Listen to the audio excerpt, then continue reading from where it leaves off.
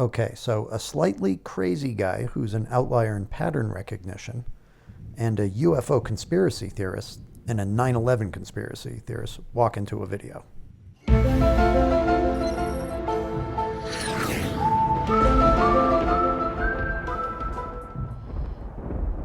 For some time now, I've talked about Owen Barfield and Pneuma and breath and the bad breath and bad spirit abounding. Well, we're going to take a look at the Tic Tac UAP phenomena.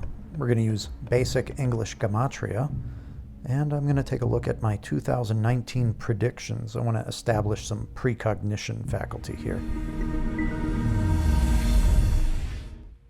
Well, welcome to Beyond Belief. Jason James Bickford with us, an esoteric researcher, visual artist, and independent media producer. Jason, welcome to the program. Thanks for having me, George. What exactly is an esoteric researcher? So let's go over to a video. November 24th, 2019, I posted Disclosure 2021. The disclosure is imminent. So I spoke about symbolism for 2021 involving the disclosure of UAP phenomena. That's exactly what happened. So I was accurate with that prediction. That video is still up too. So it's curious how I just make predictions like that, but it doesn't really get picked up by the larger community of people interested in like UAP stuff that would probably be interested in something like that.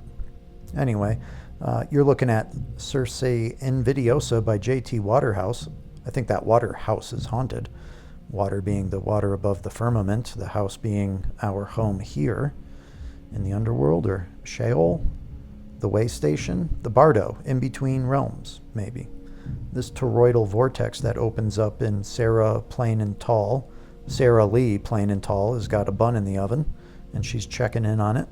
That Schrodinger opening the box to see what condition her condition is in.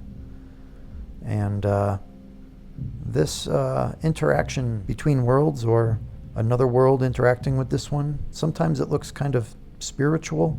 So I talked about COVID symbolism in here as well, sheltering in place and being put under a dome while a bad breath arrives. I can only use short clips due to the copyright police. Trapped forever. So that was the fall of 2019 before COVID broke, and then the Pentagon did a preliminary assessment for public consumption of the UAP phenomenon. That was in June of 2021, 25th of June. That looks like a 765 countdown code. Do you see that? 2 and 5, 7. June is the 6th month. Huh. So here's something from January. We had yet another release. We're looking at the Director of National Intelligence goes by the name of ODNI. I think of Odin, the Norse gods. Did the Nazis, who were pagan Norsemen, Norse pagans, did the Nazis win? Or maybe their ideology did. 144 UAP and 17. Q is the 17th letter. We've got the anonymous 144 and Q. The Q document. The Q document and the 144. That's something for the Jehovah's Witnesses, I guess. That crazy old man in church was right. So we have baby bottled nipples dropping down a firmament. And I'm thinking of Take a Sip, the shelter-in-place phenomenon of the protective aegis of COVID policy. While the world changes and there's a bad breath or spirit passing around, people are losing their breath, trying out new spirits, and the disclosure is imminent. All of it sounds kind of crazy, and I said feel free to laugh, but soon you'll know who I am. Or maybe you won't, I don't know. Maybe I'm just being cryptic now. We're sealed in a dome!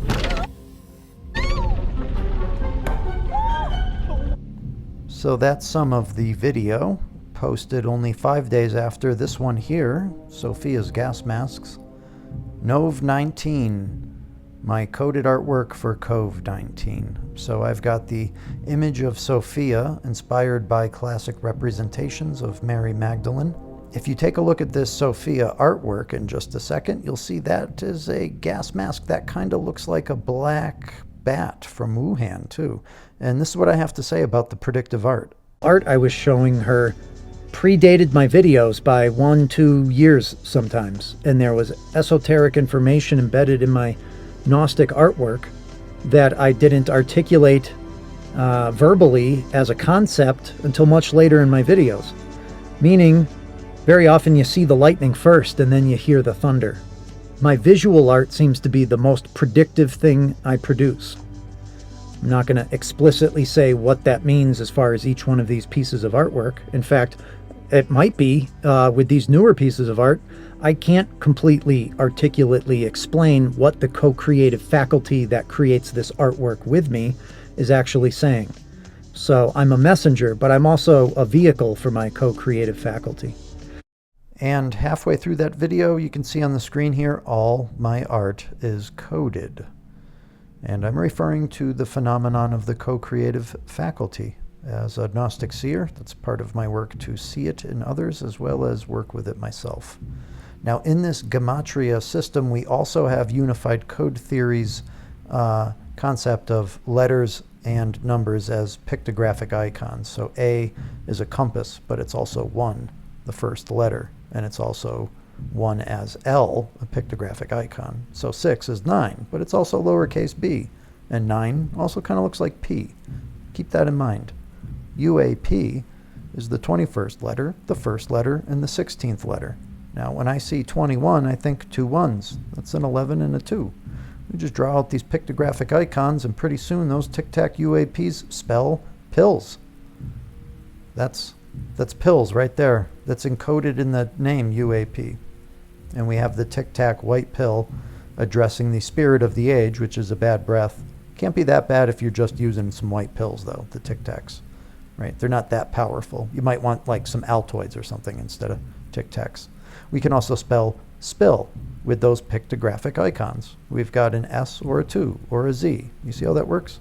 So we've got this information spill happening, and that goes back to the stuff I covered in Gnostic Sunday School number 3 with the carbon and the dope, the tar, the manteca, the harrowing of hell, and the heroin of hell, and the dope as the pills being too much information.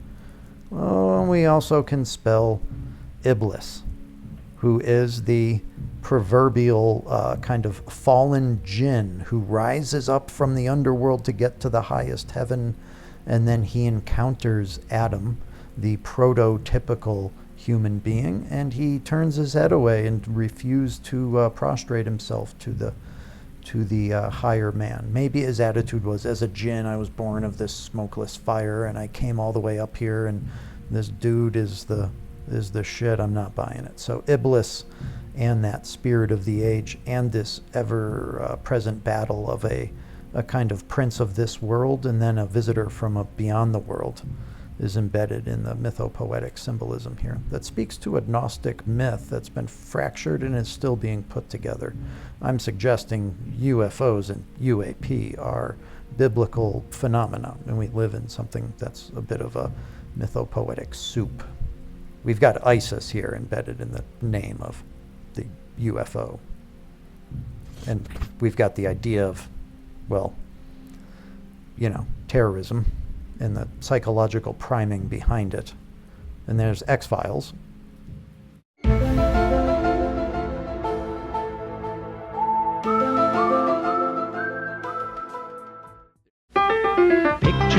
Picture pages, time to get your picture pages, time to get your crayons and your pencils. Picture pages, open up your picture pages, time to watch Bill Cosby do a picture page with you. The people from the UFO UAP community that are unfamiliar with my work have already left this video. Anyway, X-Files, ISIL becoming ISIS. So we have this idea of mythopoetic patterns embedded in Egyptian mythology, Christianity, and extremist Islamic behavior that was allegedly behind September 11th, which looks like a digitally created holographic shit show. Let's take a look at the towers 1, 2, and 7 through the English Gematria lens. We've got A, B, and G. And I think of bag and gab, 2 words we can spell there. Papa's got a brand new gift of gab in the bag. And Gab and Bag spells Abba with G on both sides of it. So let's take a look at some symbolism of the letter G. Here we've got the trinity of 3 circles. Embedded within that is the little alien devil head in a pinball game. So we got that quadrophenia, 4th dimensional Tommy the Twin pinball player, represented as a kind of alien head, or a Nephilim games playing intelligence. So Robert Kraft did that interview with a Jewish publication and mentioned that preparing for the Super Bowl is a lot like studying the Talmud, Robert Kraft being the owner of the New England Patriots. And the Tom Bradys of the world are like double dippers. Remember in Seinfeld, you dipped your chip, and then you took a bite and you dipped again. These are people that go back into that garden. They turn the O, the 15th letter, into the 7th letter, the G. And that's her aid. They gate her aid. This is a structure of the world I've painted before that looks something like a set of turntables with the Catalina wine mixer of purgatory in the middle. You got heaven, you got hell, you got purgatory in the middle. And people started noticing some like glitches in the Matrix a number of years ago. And so the powers that be have to come up with a lot of distractions and new popular materialist paradigms to deconstruct the structure of reality, but in a way that we don't realize that this world is a little bit of a mythopoetic story that we're kind of embedded in. Also, that Vesica Pisces is 2 circles overlapped. The O, or the circle, is the 15th letter, so 2 circles is 30, that's triple X, and it's also Isis, pictographically, 15 and 15. Now take a look at that as a clock, and we have at the 2nd and 3rd hour the opening of the gate and the crossing of the Jordan, right? How do you get past the 23? Well, you got to be one of the goats. We can see here a type of paradisi, or walled garden, and then the river Jordan being some kind of water of the firmament, and the goats going up the mountain or over the Jordan.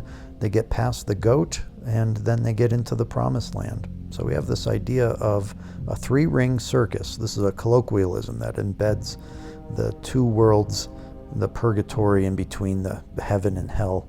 We have baby bear's porridge in the middle is just right. It's got a little bit of the sweet, a little bit of the sour. If you've had too much of eternity or chaos, you seek for that blending in the middle. And again, O is the 15th letter, and 1 and 5 can be combined to make 6. So when you break open that gate and get those snakes in the garden, that's what that happens with that Q, right? Q is the 17th letter, and that's when you go a little too far, and that's the snake getting into the garden. Then you got a G. So this is 15, 15, that's 6, 6, and 7. That's 1 too far. You went back to create new carbon-based life, or a different type of life. There's a mythopoetic story that embeds the story of creation here and gives us more information about how other myths, like those of the master builders in Egypt, maps onto the Christian mythopoetic symbolism. And I'm saying that this was a Christian event here. So if we say it out loud, 9/11, that's, well, in German, 9 is no or none, so we've got 9/11. 9. It's no 2 towers. That's not a strike. That was, what is that, 2 spares? If we're bowling. So, none, that's, yeah. The name, Sept, means 7. So September means 7/11, actually. That was supposed to be a quick stop in and out. So if you take a look at September as 7th, the 7th month initially, when you start with Aries, September is 7. So Sept 11 is building 7 and the 2 towers. So again, pictographic icons embedded in the language, going so deep it goes all the way from ancient Egypt up into UFO sci-fi stuff and across Islamic and Christian symbolism. See how there's no windows on the side? And see underneath where there's like a pod thing? What's that, right? Take a look at this wreckage. See how there's no plane parts on the ground there? What does that look like? A missile. And whenever I said the wrong thing, she'd say, William, march yourself right into that corner and put that dunce cap on your head. Now that's how I'd wind up over here wearing a dunce cap. So that's just a little taste of my critique of modern conspiracy theories. Well, ineptitude and a failure of imagination. So I drew my cock in it. That's a puddin' pop. Forget that happened. Well, there you are, and here I am. And this is the way I looked when I was in school, way back in the horse and buggy days. You see, I had this really mean teacher named Miss Camille. Paglia the other day. That's a hot show in the morning for me. Thanks for coming out, folks. Good night. God bless. And I'll remind you, this page is the work of one unsponsored, non-monetized person. And you can hit me up at patreon.com/Bickford.